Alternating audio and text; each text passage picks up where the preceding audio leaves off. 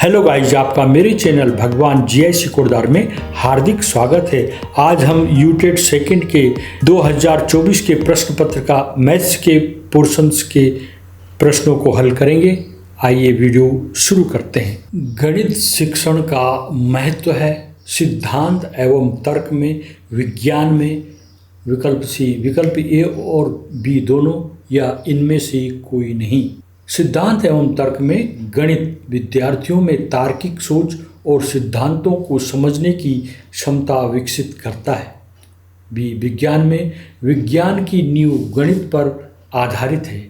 गणित के बिना वैज्ञानिक अध्ययन अधूरा है। सी में ए तथा बी दोनों। गणित का महत्व दोनों क्षेत्रों में, तर्क शक्ति और विज्ञान। इनमें से कोई नहीं, गलत हो जाएगा क्योंकि गणित का महत्व स्पष्ट रूप से है। सही उत्तर है विकल्प ए तथा बी दोनों। मनुष्य के जीवन की जिन गतिविधियों में गणित का सर्वाधिक उपयोग होता है वह है आर्थिक, सांस्कृतिक, सामाजिक या मनोवैज्ञानिक। आर्थिक गतिविधियां गणित का सबसे अधिक प्रयोग लेन देन, व्यापार, बैंकिंग, बजट, लाभ हानि, ब्याज, कर आदि में होता है। सांस्कृतिक गतिविधियां गणित का अप्रत्यक्ष प्रयोग होता है, जैसे कला, वास्तुकला, लेकिन यह मुख्य क्षेत्र नहीं है। सामाजिक गतिविधियां, यहाँ गणित का प्रयोग सीमित है। मनोवैज्ञानिक गतिविधियां, यह मानव व्यवहार से जुड़ा है, गणित का सीधा प्रयोग नहीं है। तो सही उत्तर हो गया विकल्प ए आर्थिक। दिए गए बिंदु युग्म से गुजरने वाले वृत्तों की संख्या होती है 1, 2, अनंत या 4। यहाँ पर ये 2 बिंदु लेने हैं। उस 2 बिंदुओं से एक जीवा बनेगी। केंद्र लंब समद्विभाजक पर कहीं भी हो सकते हैं, तो इसका मतलब इसमें वृत्त अनंत बनेंगे। ये फिगर से आपकी समझ में आ जाएगा। ये जो लंब समद्विभाजक है उस पे केंद्र बनेंगे और जीवा ए और बी बिंदु होगी। वर्तमान में गणित शिक्षण की एक प्रमुख समस्या है गणित शिक्षण विधियां, कक्षा संचालन की योग्यता, कंप्यूटर का उपयोग। इनमें से कोई नहीं। गणित शिक्षण की विधियां, आज की सबसे बड़ी चुनौती यही है कि शिक्षक कौन सी विधि अपनाए ताकि विद्यार्थी गणित को समझे, केवल रटे नहीं। पारंपरिक विधियों विद्यार्थियों में रुचि नहीं जगाती हैं। आधुनिक विधियां अपनाना आवश्यक है। कक्षा संचालन की योग्यता, यह सामान्य शिक्षण समस्या है, केवल गणित तक सीमित नहीं। कंप्यूटर का उपयोग, यह अवसर है, समस्या नहीं, बल्कि गणित शिक्षण को आसान बनाता है। डी, इनमें से कोई नहीं, गलत है क्योंकि समस्या स्पष्ट रूप से मौजूद है। तो सही उत्तर है गणित शिक्षण विधियां। प्रश्न, एक चर x का माध्य m है, चर y का x-4/5 का माध्य होगा। ये 4 विकल्प दे रखे हैं, इसमें से आंसर क्या होगा? मूल चर y बराबर है x-4/5। इसे ax प्लस बी के रूप में लिखना है हमने, तो इसको लिख देंगे ax की जगह x/5 - 4/5। अब यह बिल्कुल ax प्लस बी के रूप में है। a यहाँ पर 1/5 है क्योंकि x का गुणांक हो गया 1/5 और b स्थिरांक है 4/5। यहाँ पर -4/5 है। यदि x का माध्य m है तो ex यहाँ पर m है। ठीक है। y बराबर x-4/5। माध्य का गुणधर्म यहाँ पर हो जाता है ये ax प्लस बी बराबर e ब्रैकेट के अंदर x प्लस बी। तो ex मैंने उसका औसत निकाल देना, x का माध्य निकालना। तो a बराबर 1/5, b बराबर -4/5। अब मान रखेंगे ey बराबर 1/5 ex -4/5। तो 4/5 अब हो गया m/5 -4/5। इसको भिन्न के तरह इस तरह से लिख सकते हैं m-4/5। एलसीएम 5 हो गया ना इसका, तो m-4/5 कहाँ पर है, विकल्प बी इसका आंसर होगा। संख्याओं 10, 7, 8, 5, 6, 8, 5, 8, 6 के लिए सही संबंध है।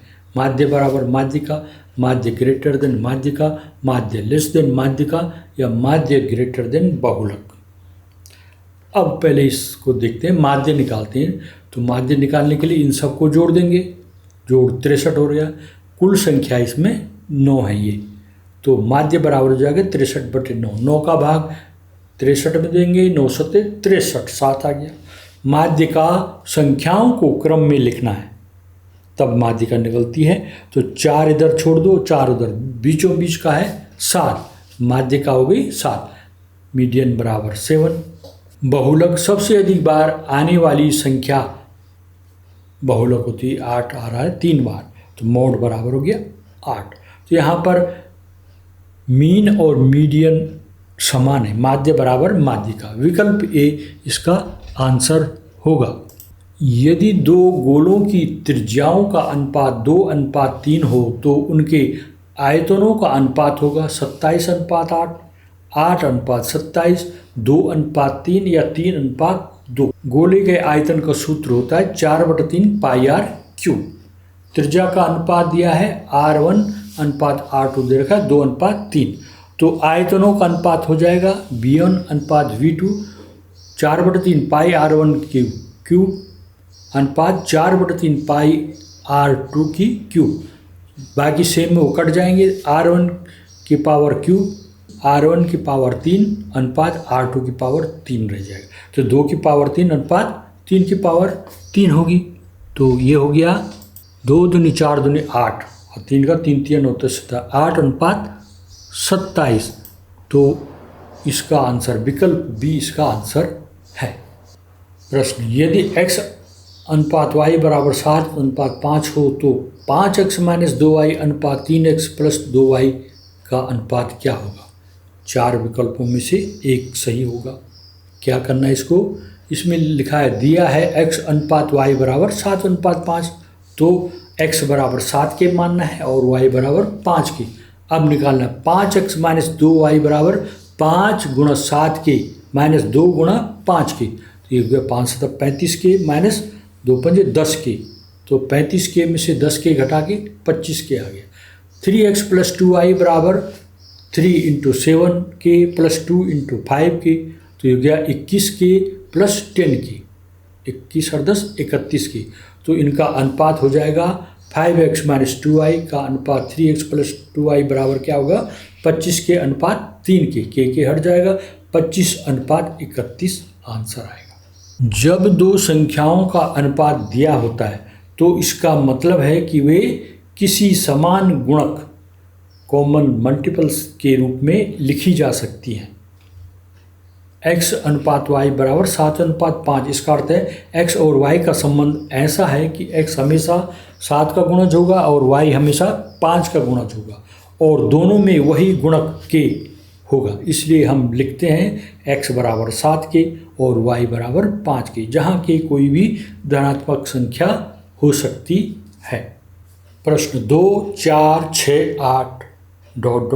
अप टू 29 का औसत है n, n-1, n+1 या 2n-2। यह एक समांतर श्रेणी है। पहला पद इसमें a है, अंतिम पद है इसमें l बराबर 2n, तो इसका डिफरेंस है 2। कुल पदों की संख्या है इसमें n। औसत हो जाएगा इसका, समांतर माध्य हो जाएगा पहला पद प्लस अंतिम पद उसका आधा कर देंगे। समांतर माध्य बराबर 2 + 2n/2। 2 बाहर कॉमन लेंगे तो ये 1 + n हो जाएगा, 2 से 2 कट जाएगा तो आएगा n+1। तो इसका आंसर हो गया विकल्प सी n+1। यदि x बराबर 2 + √3 तो x² + x की पावर -2 का मान होगा 11, 12, 13 या 14। x² निकालना है हमने, x² बराबर x का मान देखा 2 + √3, तो स्क्वायर हो जाएगा x² में, यहाँ पर स्क्वायर लगा दिया। खोलेंगे इसको, 2 का स्क्वायर 4, √3 का स्क्वायर 3 और 2 × 2 × √3 हो गया 4 √3, 4 3 7, 7 + 4 √3 हो गया। ये x की पावर -2 क्या होगा, x की पावर -2 को हम 1/x² लिख सकते हैं। तो इस x की पावर 2 का मान 7 + 4 √3 आ रखा है। क्योंकि हर में अपरिमेय संख्या है, इसका परिमेयीकरण करना है, तो इसको 7 - 4 √3 से मल्टीप्लाई करेंगे। तो मल्टीप्लाई करने पर 7 - 4 √3 अपॉन 7 का स्क्वायर 49 हो गया, और -4 × 4 का स्क्वायर 16 या 48 हो गया। 49 - 48 = 1 होता है, तो ये आ जाएगा 7 - 4 √3। अब इसको जोड़ना है x² और x की पावर -2 को जोड़ना है, तो इनके जोड़ेंगे तो ये 7 + 4 √3 + 7 - 4 √3 -4 √3 और +4 √3 0 हो गया, और 7 + 7 14 हो गया। तो इसका आंसर हो गया विकल्प डी 14। यदि r एक अशून्य परिमेय संख्या है और x एक अपरिमेय संख्या है, तो Rx होगा परिमेय, पूर्णांक, शून्य या अपरिमेय। यदि x अपरिमेय है और r कोई अशून्य परिमेय है, तो Rx का गुणनफल भी अपरिमेय ही रहेगा, क्योंकि परिमेय संख्या से गुणा करने पर अपरिमेय संख्या की प्रकृति नहीं बदलती। केवल एक विशेष स्थिति होती है, यदि r = 0 हो जाए तो Rx = 0 हो जाता है, जो परिमेय हो गया। x का वास्तविक मान जिसके लिए मॉडुलस x = √3 है, इनके ये 4 मान दे रखे हैं, विकल्प कौन सही है। करते हैं इसको। x का एब्सोल्यूट वैल्यू कितना होगा, यहाँ पे मॉडुलस x <3। इसका मतलब है कि x का मान -3 और 3 के बीच होना चाहिए। गणितीय रूप में मॉडुलस x <3 का मतलब है -3 x, x 3। तो यहाँ पर सही उत्तर है विकल्प ए। किन्हीं भी 4 उत्तरोत्तर पूर्णांकों के गुणनफल को विभाजित करने वाला अधिकतम पूर्णांक क्या है? 4, 244, 8 या 12.4। माना 4 उत्तरोत्तर पूर्णांक हैं, n, n+1, n+2, n+3। इनका गुणनफल क्या हो जाएगा? n × n+1 × n+2 × n+3। विश्लेषण करके देखते हैं। 4 लगातार संख्याओं में हमेशा 2 सम संख्याएं होंगी। इनमें से एक संख्या अवश्य 2 से विभाज्य होगी और दूसरी 4 से विभाज्य होगी। अतः गुणनफल हमेशा 8 से विभाज्य हो गया। जैसे 1 दूना 2, 3 6, चौको 24 हो गया। 8 3 24 है ना, 8 से विभाज्य। और 2 3 6, चौको 24 5 120, ये 8 एकम 8 हो गया। 12 में से 8 घटा के 4 हो गया। 8 5 40, इसमें पूरा भाग चला जाता है। इसी तरह 3 चौको 12 5 60 छक्का 360 में भी 8 का पूरा भाग चला जाता है। अतः सही उत्तर है विकल्प सी 8। 2/3, 7/9, 14/15 का लघुत्तम समापवर्त है 7/3, 2/3, 14/3 या 1/3। इसके लिए नियम होता है भिन्नों का एलसीएम निकालने का। सूत्र है एलसीएम A/B, C/D, E/F बराबर एलसीएम सभी अंश का और HCF सभी हर का। न्यूमरेटर है 2 7 14, एलसीएम हो गया 2 7 14 का 14, और HCF हो गया 3 9 15 का 3। HCF क्या होता है? 3 9 15 में किस संख्या का पूरा भाग चला जा रहा है, तीनों को विभाजित कर देते, वो है 3। तो यहाँ पर होगा एलसीएम और फ्रैक्शन हो जाएगा, अंश में आएगा 14 और हर में आएगा 3, 14/3। तो विकल्प सी सही है। एक समद्विबाहु त्रिभुज का शीर्ष कोण उसके प्रत्येक आधार कोण से 15 डिग्री अधिक है। शीर्ष कोण होगा 65, 70 डिग्री, 55 डिग्री या 75 डिग्री। माना प्रत्येक आधार कोण थीटा है, तो शीर्ष कोण है प्रश्न के अनुसार 15 अधिक थीटा प्लस 15 डिग्री हो जाएगा। त्रिभुज के कोणों का योग का सूत्र बराबर होता है तीनों कोणों का योग 180 डिग्री। तो 2 थीटा प्लस 3 प्लस थीटा बराबर 180 डिग्री हो जाएगा। इसको सरल करेंगे, 2 theta plus theta 3 theta plus 15 बराबर 180 डिग्री। 3 थीटा बराबर 180 में से 15 घटा देना 165। तो थीटा बराबर हो जाएगा 3 पंजे 15, 1 बचा 5, 15 हो गया, फिर 3 पंजे 15, थीटा बराबर 55 डिग्री हो गया। तो शीर्ष कोण थीटा प्लस 15 क्या हो जाएगा 55 धन 15 बराबर 70 डिग्री। यदि 2x की पावर 4 प्लस 3x की पावर 3 माइनस 2x की पावर 2 प्लस 3x प्लस 6 को x प्लस 2 से भाग दें तो भागफल होगा इन 4 विकल्पों में से कौन सही है, इसको देखते हैं। x प्लस 2 से हमने भाग देना है, 2x की power 4 plus 3x cube minus 2x square plus 3x plus 6 में। तो पहले जो 2x की 4 है, 2x की पावर 4 है, इसको हटाना है। इसके लिए हमें इसको 2x की पावर 3 से मल्टीप्लाई करना होगा। तो 2x की पावर 4 हो जाएगा और प्लस 2 दूना 4 x की पावर 3 और आ जाएगा। अब इसको हमने घटाना है, घटाने पे समान संख्या कट जाएगी और यहाँ माइनस एक्स की पावर 3 रह जाएगी। फिर और उतारिए, minus 2x square plus 3x plus 6। अब माइनस एक्स की पावर 3 को हमने हटाना है, तो इसको माइनस एक्स स्क्वायर से x प्लस 2 को गुणा करेंगे तो ये माइनस एक्स की पावर 3 आ जाएगा और माइनस 2x स्क्वायर और हो जाएगा। इसको घटाएंगे तो इसके चिन्ह बदल जाएंगे, तो ये 0 हो जाएगा इधर वाला, और ये भी 0 हो जाएगा। अब बचा हमारे पास 3x प्लस 6। अब 3x लाने के लिए इसको 3 से गुणा करना पड़ेगा, 3x प्लस 6 हो जाएगा।